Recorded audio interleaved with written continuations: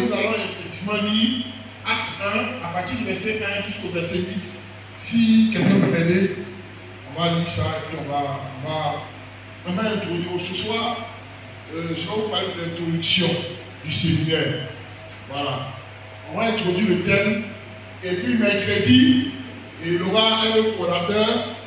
Le vendredi aussi, un autre orateur. Et le dimanche, nous allons faire l'apothéose avec aussi les temps d'instruction. Amen. Amen. Voilà. Donc ce soir, sachez que c'est juste l'introduction que je vais faire. Je vais introduire le thème, je vais situer le contexte, je vais poser les bases et après les prédécesseurs viendront entrer certainement en profondeur. Et ce sera un temps d'enseignement suivi le temps de prière. Voilà. Amen. Amen. On peut y aller. Qui est. Voilà. Acte 1, le verset 8. Acte 1, verset 8. Mais vous recevrez une puissance. Le Non, Saint-Esprit- non, commence à partir du verset 1. On suit le contexte global. Acte 1, le verset 1. Du verset 1 au verset 8. Théophile, j'ai parlé dans mon premier livre de tout ce que Jésus a commencé de faire et d'enseigner dès le commencement, jusqu'au jour où il fut enlevé au ciel. Après avoir donné ses ordres par le Saint-Esprit aux apôtres qu'il avait choisis. Après qu'il eut souffert, il leur apparut vivant et leur en donna plusieurs preuves, se montrant à eux pendant 40 jours et parlant des choses qui concernent le royaume de Dieu. Comme il se trouvait avec eux, il leur recommanda de ne pas s'éloigner de Jérusalem, mais d'attendre ce que le Père avait promis. Ce que je vous ai annoncé, leur dit-il, car Jean a baptisé d'eau, mais vous, dans peu de jours, vous serez baptisés du Saint-Esprit. Alors les apôtres réunis lui demandèrent, Seigneur, est-ce en ce temps que tu rétabliras le royaume d'Israël? Il leur répondit, ce n'est pas à vous de connaître les temps ou les moments que le Père a fixés de sa propre autorité. Mais vous recevrez une puissance, le Saint-Esprit survenant sur vous, et vous serez mes témoins à Jérusalem, dans toute la Judée, dans la Samarie et jusqu'aux extrémités de la terre. Amen. Alléluia. Amen. Ici, il s'agit de Luc, qui est en train de traduire, du moins c'est en train de relater les faits qu'il a vécu. C'est pourquoi il a dit, j'ai écrit dans mon premier livre. Alléluia. Alors donc il était témoin de la chose et donc il disait ici que le Seigneur, après sa crucifixion, Amen, il a été enseveli et il est ressuscité. Et après il dit qu'il est apparu aux disciples pendant 40 jours. Alléluia. Et pendant les 40 jours là, il est enseigné ce qui concerne le royaume. Vous savez, avant sa mort, il parlait du royaume. Il disait aux gens, repentez-vous, car le royaume est proche. N'est-ce pas? Donc il promettait à ses disciples que le royaume de Dieu allait descendre au milieu d'eux. Amen. Donc, quand il est revenu à la vie après sa résurrection, il a encore parlé du royaume. Parce que Jésus avait pour but de faire descendre le royaume de Dieu. Alléluia. Amen. Donc il a déjà ici que vous attendez un peu le temps, mais ne vous avez pas de Jérusalem, car je vais vous donner ce que je vous ai promis. Alléluia. Dans peu de temps, vous recevrez ce que je vous ai promis. C'est là, c'est après ça, un des disciples, c'est à ce moment que tu vas établir le royaume d'Israël. Lui, il parlait de son territoire Israël, parce qu'Israël était divisé. Amen. Israël était divisé et Dieu avait permis la division d'Israël. Donc, dans l'esprit, le royaume qui allait être établi, ce n'est pas un royaume, c'est un royaume terrestre. C'est-à-dire Israël allait être établi. Mais pendant que Jésus leur parlait, en fait, Jésus leur parlait d'un royaume céleste. Pendant qu'il pensait à un royaume physique. Parce qu'il dit, c'est pas Jérusalem que je vais. En fait, ce qu'il en a dit, il a résumé, il a dit, bon, ce n'est pas à vous de fixer le temps et les circonstances. Alléluia. Mais le temps de dire que ce n'est pas à vous de déterminer ce que Dieu doit faire. Parce que ce que Dieu doit faire dépasse, va au-delà de votre entendement. Parce que le royaume que je vous ai parlé, en fait, vous n'avez pas pris la pleine mesure du royaume dont je parlais. Le royaume dont je parlais, c'est un royaume spirituel et non un royaume physique. Est-ce que vous me suivez? Amen. Voilà. Donc il dit, le royaume que je vais faire descendre là, il dit à ses disciples, il dit, et vous recevrez une puissance. Le Saint-Esprit survenant sur vous, et vous serez des témoins de la Samarie, la Judée, et puis quoi? Il a continué de quoi? Jusqu'aux extrémités de la terre. Donc ce n'est pas un royaume d'Israël que j'ai établi, mais c'est un royaume qui va dépasser Israël. Alléluia. Amen. Mais je crois que jusque-là, je ne suis pas sûr que vous avez compris. Amen. Amen. Alléluia. Donc ici, il disait aux disciples que c'est une puissance. Le Saint-Esprit, c'est une puissance qui va venir. Le Saint-Esprit est une puissance qui va venir. Mais il faut bien, pour que cette puissance-là, pour que vous puissiez faire ce que je vous ai promis de faire, il faut que vous recevez d'abord le Saint-Esprit. Parce que sans le Saint-Esprit, c'est impossible de vous envoyer là où vous devez faire. Alléluia. Nous allons voir le passage. Amen. Et donc, il dit ici qu'il est en train de rétablir le royaume, son royaume. Maintenant, quand on parle du Saint-Esprit, le Saint-Esprit, on parle en même temps du royaume. Nous allons voir un passage dans Jean 3, verset 1. Il s'agit de la conversation que Jésus a eue avec Nicodème. Jean 3, verset 1. Jean 3, le verset 1. Enfin, ici, on est en train de parler, je suis en train d'introduire avec le but de la venue du Saint-Esprit. Voilà, si vous pouvez noter ça quelque part, le but de la venue du Saint-Esprit. Quel est son but? Pourquoi le Saint-Esprit est venu? Alléluia. Jean 3, verset. Mais il y eut un homme d'entre les pharisiens nommé Nicodème, un chef des Juifs, qui vint lui auprès de Jésus de nuit et lui dit, Rabbi, nous savons que tu es un docteur venu de Dieu, car personne ne peut faire ces miracles que tu fais si Dieu n'est avec lui. Tu restes sur cette partie-là. Il faut mettre la main là-dessus. Ici, vous connaissez la conversation, on va en parler déjà. Il s'agit de Nicodème, qui est un chef des Juifs. La Bible dit un peu plus tard que c'est un docteur de la loi. C'est-à-dire que c'est quelqu'un qui a une parfaite maîtrise de la parole de Dieu. Parce qu'à l'époque, la parole de Dieu, c'était les 5 livres de Moïse. Voilà, dans les 10 commandements et tout ça. Donc, ils avaient la pleine maîtrise, et c'est ce qu'ils enseignent dans le temps. Ils avaient la pleine maîtrise de la parole de Dieu. C'était quelqu'un qui était versé dans les Écritures. Alléluia. C'est quelqu'un qui était versé dans les Écritures. Donc la Bible dit que c'était ceux-là qui gouvernaient, c'était ceux-là qui étaient les sacrificateurs à l'époque.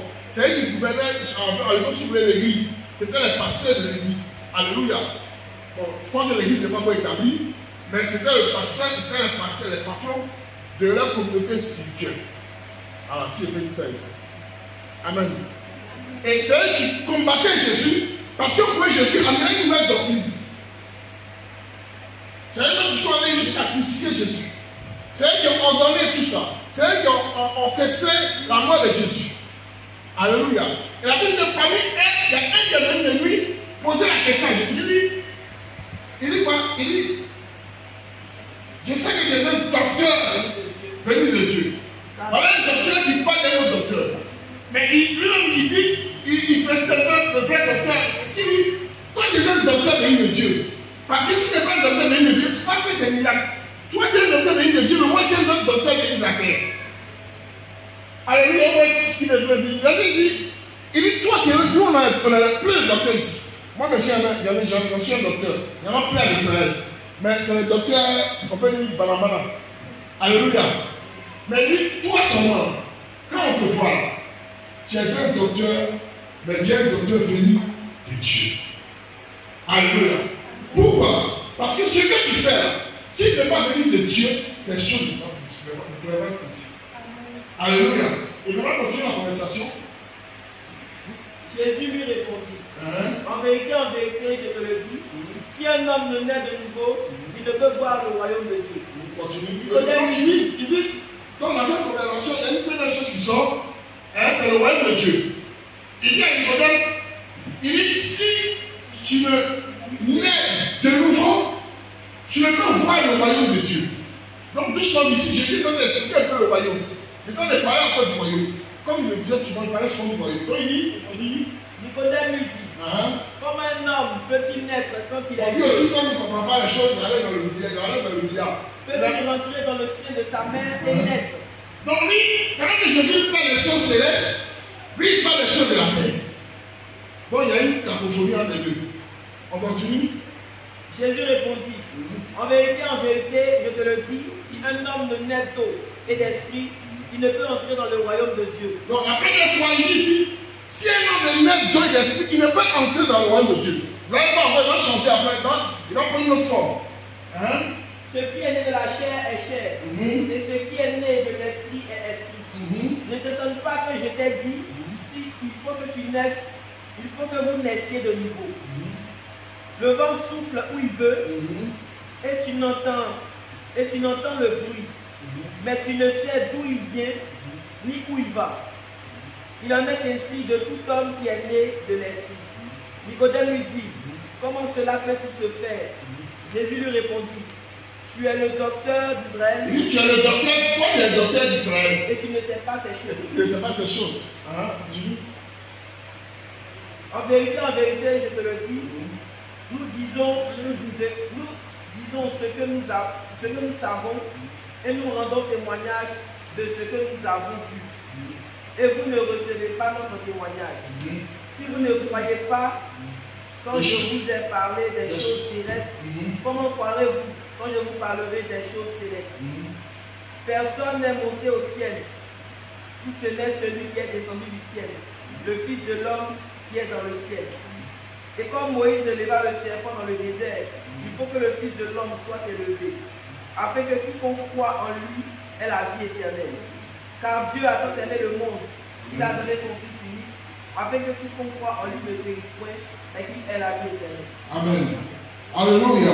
Amen. Alléluia. Amen. Donc la première fois, il dit, si vous n'êtes pas de l'esprit, tu ne peux voir. Donc il peut parle de voir le royaume. Alléluia. Il y a une chose que de voir, et puis l'autre est de toucher, et il nous comprend de d'y entrer. Alléluia. Donc il dit, si tu n'es pas de l'esprit, tu ne peux voir le royaume de Dieu. Alléluia. En vérité, il est en train de dire quoi? Que le royaume dont il parle, c'est un royaume où on rentre de façon physique, mais on rentre avec des dispositions spirituelles. Il dit ici, il est d'eau et d'esprit. L'eau représente, que l'eau représente la purification. C'est pour ça qu'il fallait que la Pâque arrive avant que le Saint-Esprit ne vienne à Pentecôte. Pourquoi? Parce que pour que le royaume ne descende, il faut qu'il y ait un sacrifice. Pendant que Jésus était là, le Saint-Esprit ne peut pas descendre sur la porte parce que lui-même devait être sacrifié d'abord pour préparer. Alléluia. Vous savez, dans la première alliance, dans l'ancienne alliance, je suis en train de poser les bases. Donc, si vous ne le voyez pas bien, on va tourner quand on va se retrouver. Alléluia. Amen. Donc, dans la première alliance, chaque année, pour que le péché de l'humanité, le péché des hommes soit couvert, parce que ce n'est pas pardonné, soit couvert, il fallait qu'un animal soit tué. Et quand un animal est tué, on appelle le souverain sacrificateur, rentrer dans un lieu très saint. Bon, selon la disposition que Dieu a donnée à Moïse, pour entrer dans sa présence. Parce qu'avant, pour entrer dans la présence, il y avait la disposition pour entrer dans la présence de Dieu. Alléluia.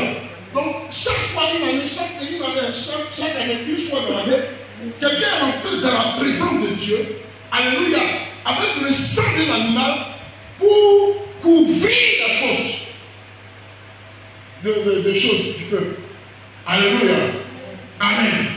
Et maintenant, dans la nouvelle alliance, la nouvelle disposition, c'est que une seule fois, un homme est entré dans la présence de Dieu, ou est entré dans le lieu très saint, Et il allait, non seulement, il n'est pas allé couvrir la faute, mais il allait faire quoi? Il allait ôter le péché. C'est pourquoi quand Jésus a dit Jésus dit, voici l'agneau qui ôte le péché du monde.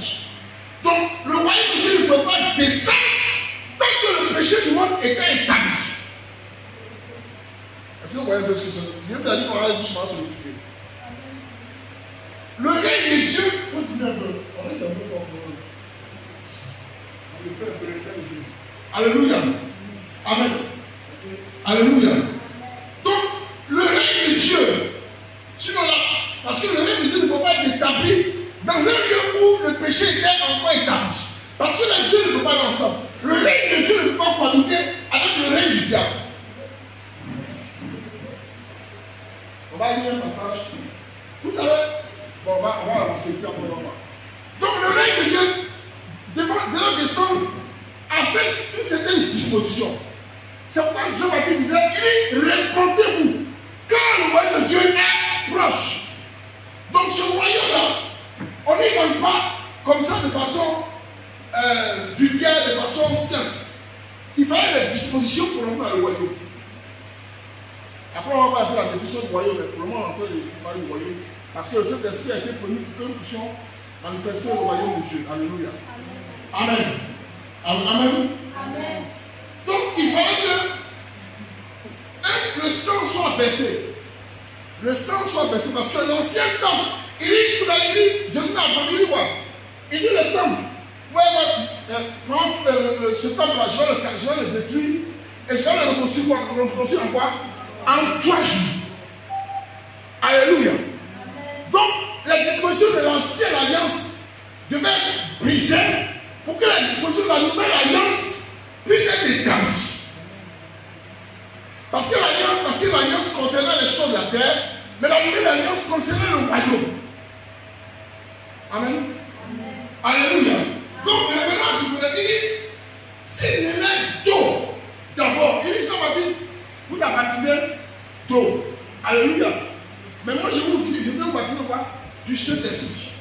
Il dit, si tu es né d'eau et d'esprit, tu ne peux pas le royaume de Dieu. Donc, le premier baptême, c'est le baptême d'abord d'eau. Pourquoi? Parce que le baptême d'eau prépare le baptême du Saint-Esprit. Le baptême de l'Esprit. Le baptême d'eau consiste à quoi? D'abord, à nous purifier. N'est-ce pas? Parce que l'eau sert à nous purifier. Donc, pour que tu puisses recevoir le Saint-Esprit, il faut que tu passes à l'étape de la purification. Voilà. Nous sommes en train de parler de Saint-Esprit. Donc, pour que quelqu'un puisse abriter le Saint-Esprit, il faut qu'il se purifie. C'est-à-dire que sur toi, tu veux que le Saint-Esprit se manifeste dans ta vie, il faut que ton ancienne personne en meure. C'est pas ici que le nez d'eau et d'esprit. C'est-à-dire qu'il faut que ton ancienne identité la meure. C'est pourquoi la Bible dit, dans le passage, la Bible dit que nous sommes morts avec Christ par le baptême. Sinon par le symbole du baptême. Donc le fait que nous mourons avec Christ et nous ressuscitons aussi par le baptême en Christ. Donc le baptême consiste à quoi? Quand on parle du baptême d'eau, le Jean-Baptiste consiste à tuer la ancienne personne pour qu'il laisse une nouvelle personne qui puisse abriter le Saint-Esprit. Parce que ton ancienne nature n'était pas capable, n'était pas assez pour abriter le Saint-Esprit. Alléluia. Parce que quand on parle de baptême de Jean-Baptiste, c'était un baptême d'abord de la mort avant la résurrection. Donc il faut que tu meurs en toi-même. Il faut qu'il y ait des choses qui en toi qui meurent. Il faut que le péché meure en toi. Il faut que ce que tu aimes, qui est constitué comme péché, auquel tu es attaché, meure. Il y a un prix à payer. Alléluia. Amen. Il y a un prix à payer. Tu ne peux pas attraper le péché comme ça, être agrippé au péché, et puis chercher à t'agripper aux choses saintes de Dieu. Donc il faut que l'ancienne personne, l'ancienne nature, qui désire les choses terrestres, qui te tire vers le bas, que cette personne en meurt. Celui qui n'est pas mouru en lui-même ne peut pas recevoir le bon Saint-Esprit. Les disciples, autrefois, avant qu'ils reçoivent le Saint-Esprit, étaient attachés sur la terre. C'est pourquoi Pierre, quand Jésus a été condamné, Pierre avait peur. Pourquoi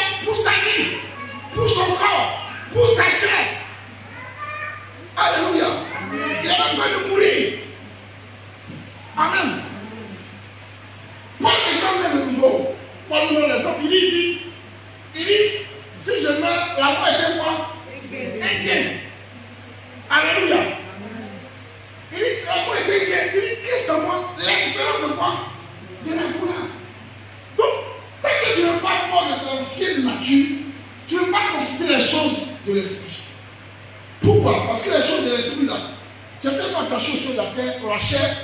Parce qu'il y a une chose. Dans le monde, il y a deux domaines. Il y a le domaine de la chair et le domaine de l'esprit. C'est pas la Bible que celui qui marche selon l'esprit, n'est pas attaché au désir de la chair, n'est-ce pas? Donc, c'est pareil aussi, celui qui est attaché à la chair ne désire pas les choses de l'esprit. C'est soit l'un ou l'autre. Alléluia. Donc, la mort et la résurrection, le baptême de Jean-Baptiste consistait d'abord à tuer la chair. Alléluia. À tuer la personne qui est en toi, la personne charnelle qui te tire vers le bas, qui te tire vers les choses du monde, qui te tire vers le désir du monde, qui te tire vers les choses charnelles. Tant que tu n'es pas mort, ta vie chrétienne va tourner en rond. Parce que faut que l'ancienne nature meure. Le Saint-Esprit ne peut pas cohabiter avec l'ancienne nature. C'est impossible. C'est pour ça que je dis à Nicodème, si tu n'es d'eau et d'esprit, tu ne peux plus voir le royaume de Dieu. La naissance d'eau, c'est l'eau qui vient pour purifier, l'eau qui vient pour te vivifier. Alléluia. Pour te donner une nouvelle identité, pour te donner une nouvelle personnalité. Alléluia. Et en ce moment-là, quand tu es né de nouveau, le Saint-Esprit maintenant est capable de venir à toi. En fait, c'est tout un symbole, mais c'est ce que le Seigneur nous demande de vivre. Alléluia. Maintenant, qu'est-ce que c'est que le royaume?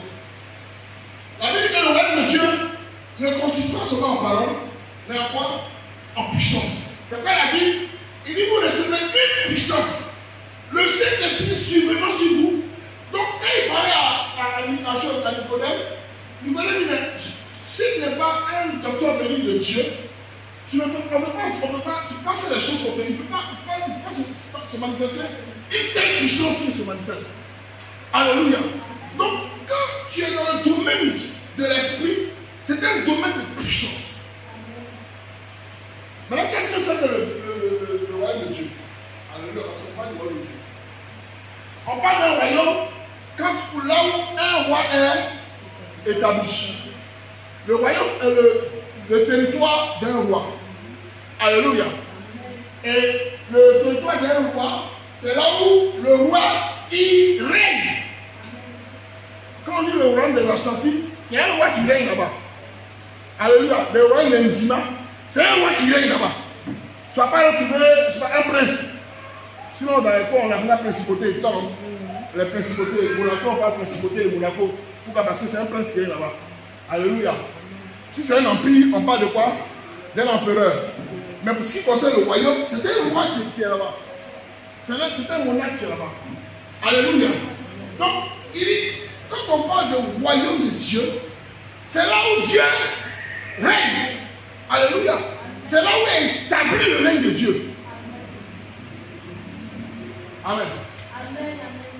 Partout où le règne de Dieu est établi, ce lieu-là est établi le règne de Dieu.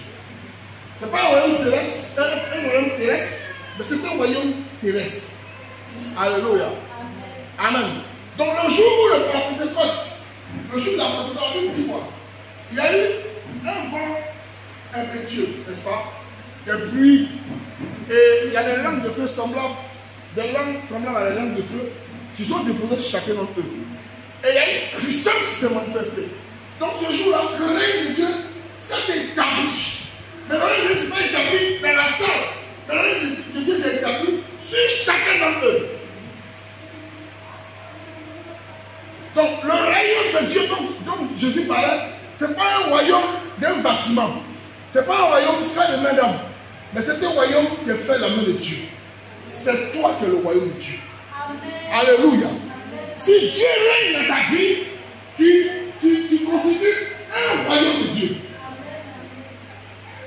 Amen. Alléluia. Amen. Parce que nous recevons Dieu en nous. C'est pourquoi il dit Christ en nous, l'Esprit en nous. Donc, quand nous recevons le Saint-Esprit qui est Dieu, alléluia, donc il établit le règne de Dieu en nous. Donc, un enfant de Dieu se promène avec le règne de Dieu. C'est pour ça que quand tu as le Saint-Esprit en toi, partout où tu mets les pieds, tu manifestes ce territoire comme le règne de Dieu. Amen. Un démon, un sorcier n'a pas cœur. Pourquoi? Parce que tu transformes le règne de Dieu. Alléluia. Amen. Amen. C'est pourquoi, vous savez, le diable, donc le règne de Dieu, c'est là où est établie la présence de Dieu. Vous allez voir que votre problème, le problème des chrétiens, ce n'est pas le problème que nous avons, ce n'est pas la maladie, ce n'est pas la pauvreté, ce n'est pas la sorcellerie. Alléluia. Notre vrai problème, c'est le degré de la présence de Dieu. C'est d'avoir du temps dans la présence de Dieu. Parce que quand tu es dans la présence de Dieu, ces choses n'ont pas de pouvoir sur toi. Tant que tu es dans la présence de Dieu, la maladie n'a pas de pouvoir sur toi. Parce que tu transportes le Dieu de guérison. Tu vis avec le Dieu de guérison. Tu marches avec le Dieu de l'abondance. Alléluia. Mais le problème qui fait qu'on arrive, c'est qu'on ne manifeste pas cette. Du moins, on ne veut pas rentrer dans cette présence. Ou du moins, on a du mal à entretenir cette présence de Dieu. Alléluia. Amen. Vous savez, le diable va toujours combattre dans ce domaine-là. Ça veut dire qu'à chaque fois que tu veux chercher à sanctifier ta vie, chaque fois que tu veux préparer ta vie à recevoir le règne de Dieu, tu vas être combattu. Le plus grand combat du diable, c'est de nous empêcher de recevoir le règne de Dieu. Donc de nous empêcher. Quand tu veux prier, le diable toujours va préparer du prix. Alléluia. Quand tu veux te sanctifier, c'est là une situation pour rien de ta vie. Chaque fois que tu prends une résolution, tu dis, ah, pour l'année là, je vais arrêter telle chose. Tu prends les bonnes résolutions, tu as de bonnes volontés. Mais il y a une situation qui vient pour. Tu vois pas? C'est comme même quand tu veux prier. Imagine pas, je prends simplement les choses à terre. On va les faire à terre maintenant. Ce qui combat la présence de Dieu. Parce que le diable, c'est que si on a la présence de Dieu, on a le règne de Dieu. Donc chaque fois que nous voulons entretenir la présence de Dieu, le diable fait tout pour nous empêcher. Chaque fois que tu vas avoir un temps avec le Seigneur, vous savez, Dieu ne se manifeste que quand Dieu se manifeste de façon puissante quand il y a une intimité avec lui. Quand tu crées une intimité avec lui. Quand tu crées un temps de la présence de Dieu avec lui. La présence de Dieu, c'est pas seulement de venir à l'église. Ailleurs, on vient dans la bombe ici. L'onction peut descendre, ça peut descendre sur tout le monde. Mais quand tout le monde est parti là, toi, tu t'en vas seul. Mais le plus important, c'est que tu crées en toi, tu crées un environnement où Dieu vient régner. C'est-à-dire que tu peux pas que tu es en train de prier dans ta chambre, mais une puissance de Dieu doit descendre. Quand Pierre, quand Moïse est rentré dans la présence de Dieu, la Bible dit que Moïse allait sur la montagne avec lui. Il allait à côté de Dieu, 40 jours, 40 nuits. Quand il est sorti de cette présence, qu'est-ce qui s'est passé? Il a été transfiguré. C'est-à-dire que quand il est sorti, les gens ont commencé à fuir. Pourquoi? Parce qu'il a été touché, Dieu a dépeint sur lui. L'onction de Dieu, son visage a changé. La gloire de Dieu a contaminé, l'a touché. Et donc, il est sorti avec une puissance de Dieu. Il est sorti avec une partie de Dieu. Je dirais ça comme ça. Il est sorti avec une partie de Dieu.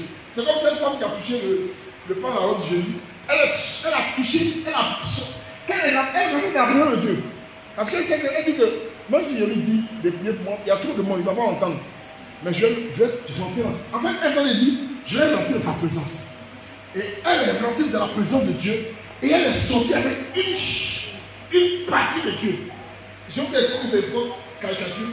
Elle est sortie avec une partie de Dieu. C'est pourquoi Jésus a senti qu'il y a quelque chose qui est sorti de lui. Alléluia. Quand Moïse est rentré dans la présence de Dieu, la Bible est sortie avec un visage illuminé. Alors que la Bible dit Dieu est comme une lumière. Alléluia. La présence de Dieu est éclatante. La Bible ne peut pas voir Dieu est vivant. Et quand Moïse est monté, il a dit à Moïse, il dit si je te montre mon essence, mon identité, ma personne même, parce que je suis esprit. Donc un esprit n'a pas de chair, un esprit ne peut pas manifester physiquement. Mais un esprit peut prendre la forme physique. Donc il dit si je me montre à toi, tu vas bouger.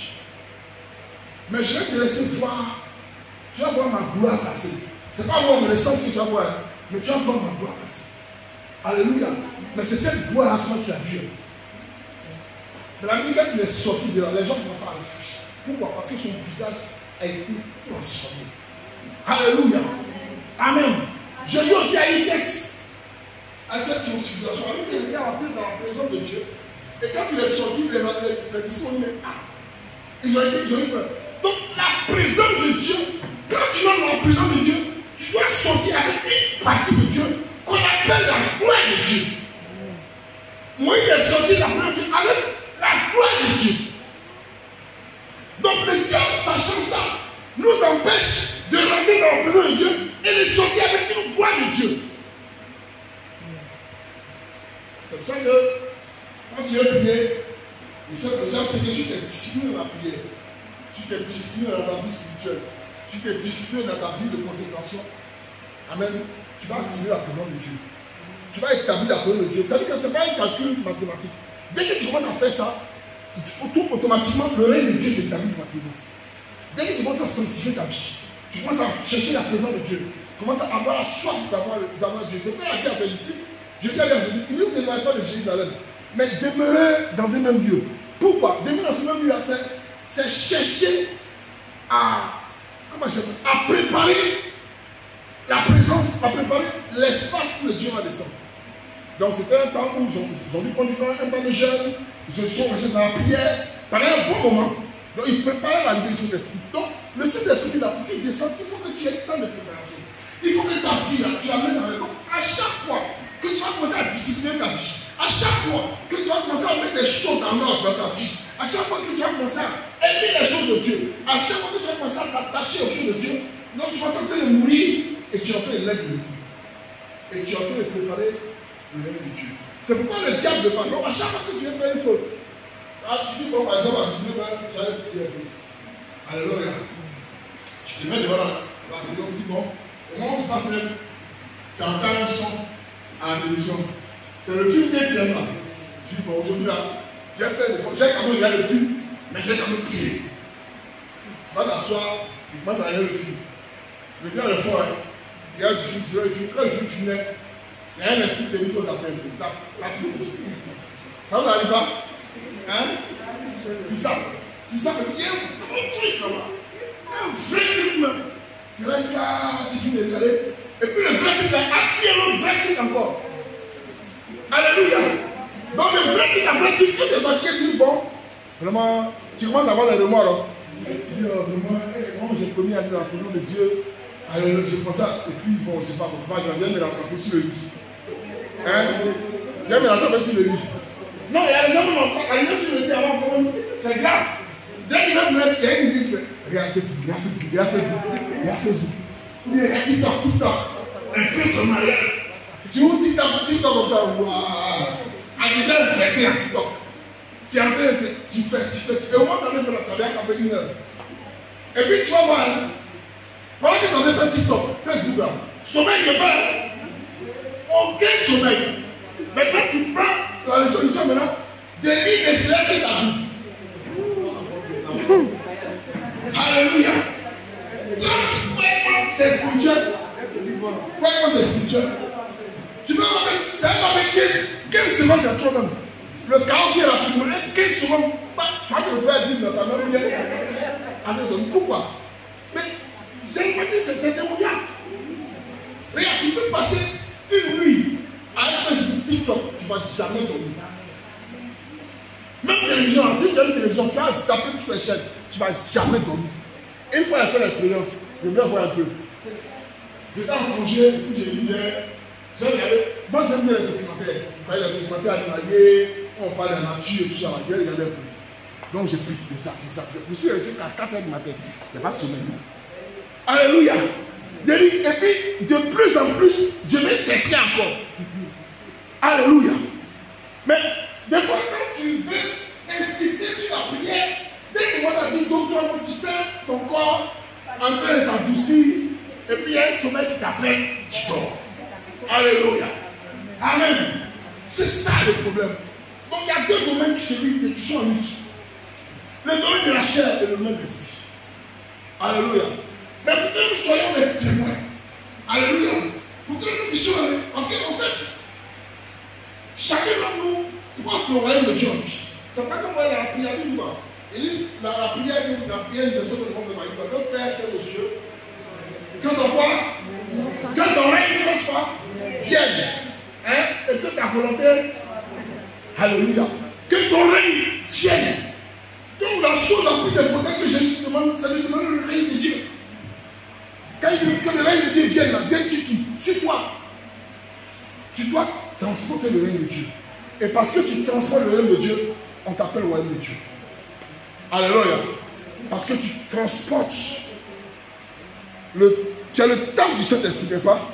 Tu as le temple du Saint-Esprit. Alléluia. Donc tu as l'habitat du Saint-Esprit. Donc le Saint-Esprit c'est quoi? On dit l'habitat du Saint-Esprit, mais le Saint-Esprit il est quoi? Il est qui? Non, mais il est quoi? Il est qui? Ça. Il est Dieu. Hein? On dit le Saint-Esprit est Dieu. On est tous d'accord. N'est-ce pas ça? On est tous d'accord, non? Le Saint-Esprit est Dieu. Voilà. Mais avec nous sommes quoi? Le temple du Saint-Esprit. Donc on a vu quoi? Le Saint-Esprit. Donc si on a vu le Saint-Esprit est Dieu, donc on a vu qui? Alléluia, on n'a pas le Seigneur. Alléluia. Donc nous avons Dieu en nous. C'est vrai que nous petits comme ça, on va pour bénir Dieu. Alléluia. On va pour bénir Dieu. Mais c'est son règne qui est établi en nous. Alléluia. Il considère notre vie comme son domaine. C'est pas il dit que le ciel est son trône et la terre est son marchepied. En fait, c'est pas la terre en fait de terre. Mais c'est nous qui sommes ses marchepieds. Alléluia. Donc à chaque fois que nous nous déplaçons avec ce qui est de Dieu. À chaque fois que nous allons nous déplacer, nous établissons le règne de Dieu là-bas. C'est pas bien, mais il y a une chose.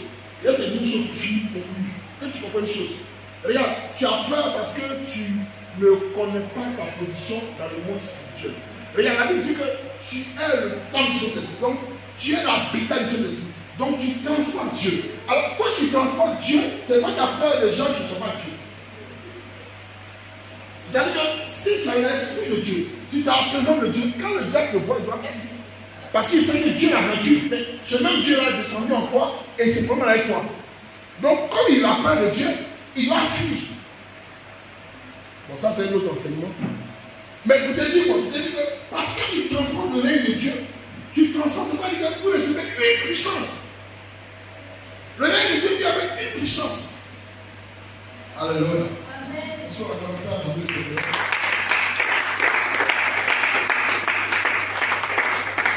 Alléluia. Je voulais terminer ça sur l'enseignement par quelque chose. Alléluia. Bah, comment entretenir la présence de Dieu? Vous savez, le plus important, c'est pas de vous dire ces choses et de vous laisser partir. Mais c'est de vous permettre, chacun d'entre nous, d'entretenir la présence de Dieu. Première chose d'entretenir la présence de Dieu, d'abord il faut que la présence de Dieu, tu puisses attirer la présence de Dieu. Alléluia. Il faut que tu puisses attirer la présence de Dieu. Donc il faut que d'abord, tu sois obéissant à la parole de Dieu. Tout à l'heure, on parlait de choses, la télévision. Quand Dieu te dit, va prier, et une fois qu'il te dit, va regarder la télévision, la première chose, c'est d'obéir la première fois. Si tu n'as pas obéi la première fois que tu es allé sur la deuxième fois, ça va te conduire jusqu'à la fin. Alléluia. Parce que quand tu commences une désobéissance à Dieu, Dieu se retire. Et comme il se retire, il y a libre champ au diable de faire de toi ce qu'il veut. Donc la première chose, c'est d'abord d'écouter Dieu. Alléluia. Amen. Pour établir le règne, il faut que tu entendes Dieu. Alléluia. Parce que si tu ne veux pas écouter Dieu, c'est le Saint-Esprit qui nous conduit. La Bible dit que ceux qui sont conduits par l'Esprit de Dieu sont quoi? Sont fils de Dieu. Donc nous devons être conduits par l'Esprit. Ce n'est pas l'Esprit qui va nous. C'est pas nous qui devons. C'est pas nous qui devons conduire le Saint-Esprit. Mais nous on va conduire le Saint-Esprit. On dit ceux qui sont conduits. C'est-à-dire que quand le Saint-Esprit vient, le Saint-Esprit ce n'est pas un instrument pour jouer. Le Saint-Esprit vient comme une possession de nous. Donc si on désire recevoir le Saint-Esprit, il faut qu'on fasse quoi? On s'abandonne. Donc première chose, il faut que tu sois obéissant. Deuxième chose, il faut que tu t'abandonnes. Et l'abandon provoque quoi? C'est que tu ne considères plus les choses qui t'intéressent à toi. Désormais, tu mets les choses de Dieu en priorité. C'est-à-dire que s'il y a un temps, je dois avoir un rendez-vous avec le Seigneur, il faut que tu mettes ce rendez-vous en priorité à beaucoup de choses. Si Dieu te demande de faire une chose, c'est cette chose-là qui passe en priorité avant toutes les choses. Alléluia. Amen. Donc l'abandon de soi. Alléluia. Et quand tu commences à t'abandonner, Dieu même prend sur vous. Vous savez, il y a des gens qui disent je n'arrive pas à arrêter tel péché. Oui, parce que tu as dit ce péché par ta propre force. Tu ne peux pas. On ne peut pas arrêter un péché par ses propres forces. Le seul moyen pour nous d'abandonner le péché, c'est de se livrer à Dieu. Parce que c'est lui qui nous délivre du péché. On n'a pas le pouvoir, toi tu n'as pas le pouvoir, même mensonge, on n'a pas le pouvoir de délivrer du mensonge. Mais il faut que tu t'abandonnes dans le main du Seigneur et que le Seigneur même prenne soin de ta vie spirituelle.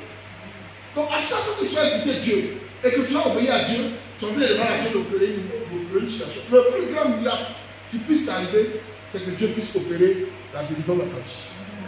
Si Dieu a nettoyé ta vie, c'est le plus grand miracle. À part ça, guérir les malades, ce n'est pas si important. Le plus grand miracle, c'est que Dieu puisse établir son règne en toi. Donc il y a un processus. Nettoyer ta vie, et puis assainir ta vie, et puis établir le règne de Dieu. Alléluia. C'est le plus grand miracle qui puisse arriver. Pourquoi? Parce que ce miracle-là, non seulement te permet d'accomplir les merveilles de puissance de Dieu sur la terre, et en même temps te garantit le ciel. Parce qu'il y a des gens qui ont accompli les miracles. Alléluia. Que le ciel n'a pas reconnu. Amen. Amen. Il dit, évidemment, les gens diront, Seigneur, Seigneur, n'est-ce pas que c'est dit? Non, moi je ne vous ai pas connu. Mais pour que tu sois connu, il faut que tu aies la présence de Dieu. Dieu le connaît. Dieu le connaît. On va lire un passage. Rapidement, on va finir. Romains 8. Romains 8. C'est sûr qu'on va finir. Vous allez comprendre quelque chose. C'est le livre de Romains. Je vais écrire ça quelque part. Romains 8. Attends. Je parle du Saint-Esprit. Voilà, Romains 8, verset 9. Marie, je passe ça. Romains 8, verset 9. Romains 8, le verset 9. Pour vous, vous ne vivez pas selon la chair, mais selon l'esprit. Si du moins l'esprit de Dieu habite en vous. Donc, si du moins l'esprit de Dieu habite en vous, vous allez vivre selon la chair, donc vous allez vivre selon l'esprit. On continue. Si quelqu'un n'a pas l'esprit de Christ, il ne lui appartient pas. Amen. Il dit, si quelqu'un n'a pas l'esprit de Christ, il ne lui appartient pas. Donc, la présence du Saint-Esprit est la marque qui permet à Dieu de nous reconnaître comme étant de lui. Alléluia. Quand tu as le Saint-Esprit en toi, Dieu sait automatiquement que tu es là. Pourquoi? Parce qu'il a sa présence en toi. Alléluia. Amen. Donc, la chose, le plus grand miracle qui puisse arriver, c'est que le Saint-Esprit soit établi en toi. Quand il dit je ne vous connais pas, c'est parce que le Saint-Esprit n'est pas en vous. Tu as peut-être, Dieu, il fait ce qu'il veut, il est souverain. Et puis, accomplir les miracles dans la main de quelqu'un. C'est parce que la personne est hautement spirituelle. C'est parce qu'il veut opérer quelque chose dans la vie de quelqu'un. Il peut opérer, prendre ta main pour guérir un malade. C'est parce que tu as repris cet esprit. C'est parce que tu as le Saint-Esprit en toi. Mais c'est parce que c'est comme la soeur qui a autant prié. Et tu as imposé la main à la soeur va te guérir. Pas parce que tu as établi en toi, mais tu as été une courroie, un instrument pour la guérison. Alléluia. Mais les gens, quand ils le font, ils pensent qu'ils sont trop forts. Mais le Seigneur a dit, il y a des gens qui veulent refuser comme ça. Parce que je n'ai pas mon esprit en toi. Je travaille avec toi comme ça, sans mon esprit en toi. Donc ne regardez pas les miracles que les gens font. Les gens qui font les miracles font, les gens font les miracles, ils ont péché après. Alléluia. Le plus grand miracle qui puisse t'arriver, bien, retiens ça, c'est que tu puisses avoir le Saint-Esprit en toi. Que le Saint-Esprit fasse sa demeure dans ta vie. Quand le Saint-Esprit est établi en toi, c'est le plus grand miracle qui puisse t'arriver. Alléluia. Amen. C'est pas Pierre, Paul qui dit, Christ à moi, laisse-moi de la boire.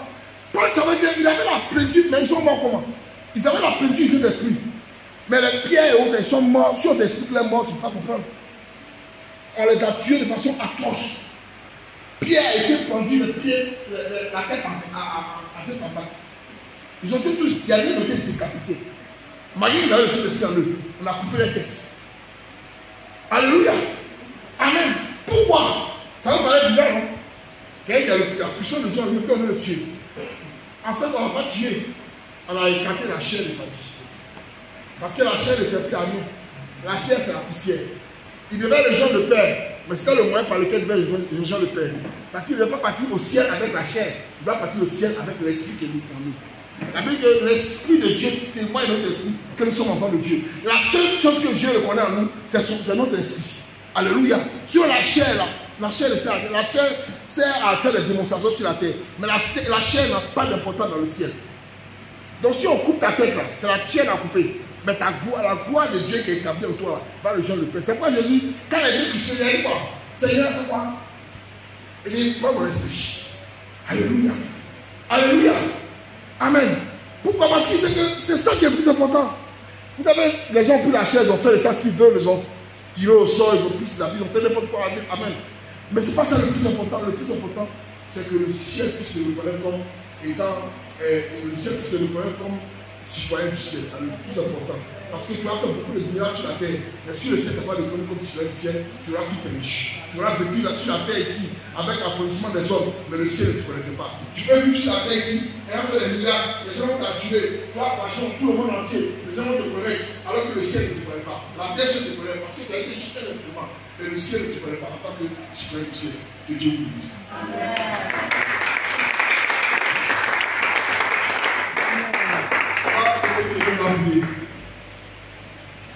Il faut que chacun de nous aspire à la plénitude du Saint-Esprit. Et le Saint-Esprit établi en nous, c'est le royaume de Dieu qui est établi. C'est pas bien aimé, le temps qui arrive sur le temps de l'Esprit. Alléluia. Parce que je te dis qu'il va arriver un temps où l'Esprit va abandonner la chair. Sachez que tôt ou tard, l'Esprit va abandonner la chair. Tôt ou tard, l'Esprit va abandonner la chair. Tôt ou tard, l'Esprit va abandonner la chair. Tôt ou tard, ce qui est spirituel en toi va laisser la chair sur la terre. La chose à laquelle tu t'attaches au temps, tu t'attaches trop à la chair. Mais je vais te dire une chose, il va arriver un temps, peut-être même pas longtemps, l'Esprit va laisser la chair. C'est pourquoi il est bon pour toi maintenant de séparer ce qui est la chair et ce qui est l'esprit. Il faut cultiver les choses de ton royaume, les choses du royaume de Dieu. On commence à lever la main aussi, c'est au Seigneur de bénir. Dis au Seigneur que tu veux vivre, non pas par la chair, mais tu veux vivre par l'esprit. Seigneur, nous te bénissons et nous te rendons grâce. Nous savons que nous sommes un royaume, pas un royaume physique, nous sommes un royaume spirituel. Ce soir, nous avons entendu ta voix. Nous voulons, éternel de Dieu, aspirer aux choses de ton royaume. Car la parole déclare que ton royaume ne consiste pas seulement en parole, mais en puissance. Ce royaume-là, éternel de Dieu, établi en nous. Nous manifestons la gloire de Dieu. Nous voulons manifester la puissance et l'autorité de Dieu. Nous voulons manifester la gloire de Dieu. Nous voulons manifester l'onction de Dieu. Nous voulons manifester la puissance de Dieu. Nous voulons manifester la règne de Dieu. Seigneur, t'appliques, reste en nous. Mais même, Seigneur, nous marchons sur la volonté. Seigneur, nous voulons abandonner tout ce qui nous retient à la terre et qui nous empêche d'entrer dans le domaine de l'esprit. Parce que, Seigneur, nous sommes les héritiers, les co-héritiers du royaume. Nous voulons arriver avec toi. Nous voulons manifester ton règne ici. C'est pourquoi j'ai dit que tu enverras ton esprit sur nous et nous serons tes témoins. Le témoin manifeste ce qu'il a vu. Et ce qu'il a vu vient de toi. Nous voulons manifester les choses qui viennent de toi. Comme Pierre, Seigneur, autrefois, était appelé parce qu'il a changé la chair.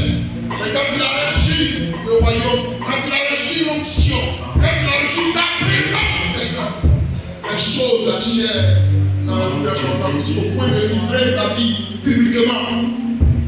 Seigneur, je suis là, je nous confie. Nous ne pouvons pas prétendre être enfants de Dieu si nous n'avons pas l'Esprit de Dieu. Car la parole déclare que ceux qui ont l'Esprit de Dieu sont fils de Dieu. Nous voulons marcher avec ton Esprit. Aide-nous, Seigneur, à nous séparer de la chair et être des hommes spirituels et à marcher avec l'Esprit, Seigneur. Car nous sommes le sang de l'Esprit.